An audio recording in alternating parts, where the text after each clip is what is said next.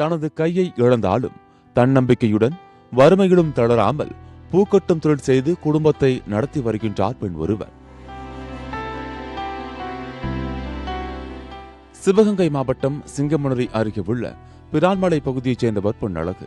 இவரது 12வது வயதில் தந்தை இறந்துவிட குடும்ப பொறுப்பை ஏற்று படிப்பை பாதியிலேயே விட்டுவிட்டு அருகிலுள்ள தென்னை மட்டையிலிருந்து கயிறு தயாரிக்கப்படும் தொழிற்சாலைக்கு கூலி வேலைக்கு சென்றுள்ளார்.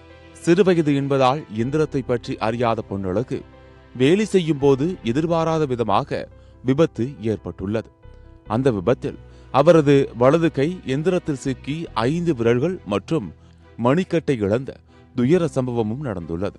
அங்கும் இங்கும் கடன்களை வாங்கி லட்சக்கணக்கில் செலவழித்து பல மாதங்கள் மருத்துவமனையில் சிகிச்சை பெற்று வலி வேதனைகளை அனுபவித்து குணமான பிறகு குடும்ப சூழல் காரணமாக மீண்டும் கயிறு தயாரிக்கும் தொழிற்சாலைக்கு வேலைக்கு சென்றுள்ளார் பொன்னழகு.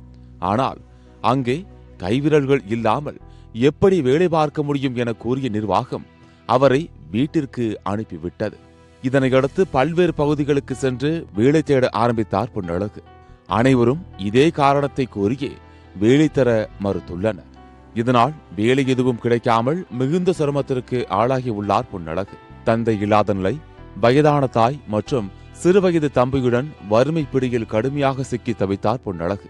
அப்போதுதான் அப்பகுதியில் 80 விழுக்காடுக்கும் மேற்பட்ட பெண்கள் பூக்கட்டும் தொழிலை செய்து வருவதை அறிந்த பொன்னழகு அவர்களிடம் சென்று தனக்கு உதவுமாறு கேட்டுள்ளார்.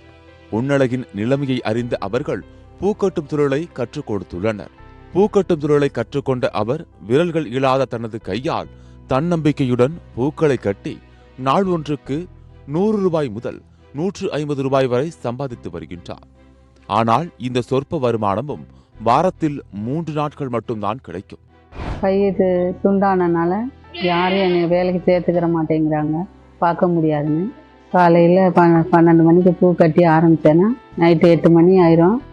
அதுக்கப்புறம் அந்த பூவை எடுத்துகிட்டு போய் விற்று கொடுத்துட்டு வந்தேன்னா 150 ரூபா கிடைக்கும். அதை வச்சு தான் சாப்பிட்டுட்டு இருக்கோம்.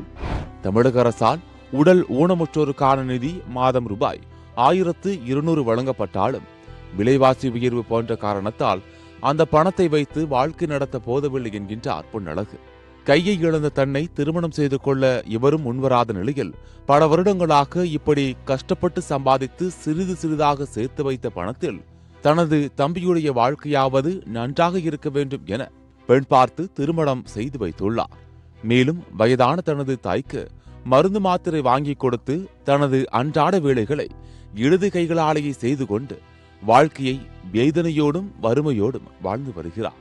இது குறித்து பூ வியாபாரி ராசு கூறுகையில், தான் இந்த பகுதியில் உள்ளவர்களிடம் பூக்களை கட்ட கொடுப்பதாக கூறினார். இப்பகுதியில் உள்ள மற்றவர்கள் குறைந்தது 200 ரூபாய்க்கு பூ கட்டுவதாகவும் பொன்னழகு 100 ரூபாய் முதல் 150 ரூபாய் வரை மட்டுமே சம்பாதித்து வருவதாகவும் தெரிவித்த அவர் தொடர்ந்து கூறுகையில், நம்ம உதவியா இருக்கட்டும் அப்படிங்கிற ஒரு சூழ்நிலையில இதுகிட்டையும் கொடுத்துட்டு போவோம். அந்த சொன்ன டயத்துக்கு இந்த பூ கட்டி கொடுத்துரும், நல்ல முறையாக கட்டி கொடுத்துரும். அதை நாங்கள் கொண்டு வியாபாரத்துக்கு விற்றுட்டு வந்து இந்த காசை கொடுப்போம். அதை வச்சுட்டு இந்த பொண்ணு குடும்பத்தை ஓடிக்கிட்டு இருக்கு. மேலும் பொன்னழகு குறித்து அருகில் வசிக்கும் சுமதி மற்றும் அணு கூறுகையில், வேலைக்கு செல்லும் போது ஏற்பட்ட விபத்தில் பொன்னழகு கைமணிக்கட்டை இழந்த நிலையில் தற்போது வரை அவரது குடும்பத்தை பொன்னழகு தான் தாங்கி வருவதாக தெரிவித்த அவர்கள் தொடர்ந்து கூறுகையில், அந்த கையில்லாதனால அவங்க எவ்வளவோ வருத்தப்பட்டிருக்காங்க. வருத்தப்பட்டாலும் அந்த கையினால வச்சு பூ கட்டிக்கிருக்காங்க.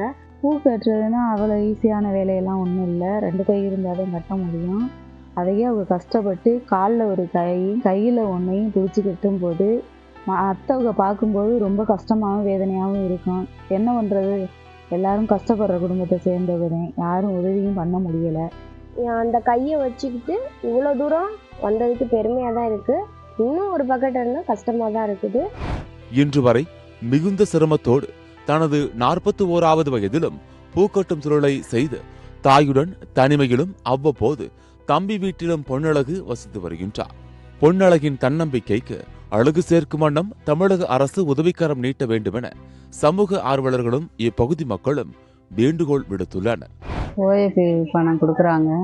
கை ஆக்சிடென்ட் ஆனதுனால வாழ்வாதாரத்துக்கு பத்தாதனால நீங்கள் கவர்மெண்ட் பார்த்து ஏதாவது எங்களுக்கு உதவி செஞ்சால் நல்லாயிருக்கும். சத்தியம் செய்திகளுக்காக சிவகங்கை மாவட்ட செய்தியாளர் பாஸ்கருடன் செய்து கொள்ள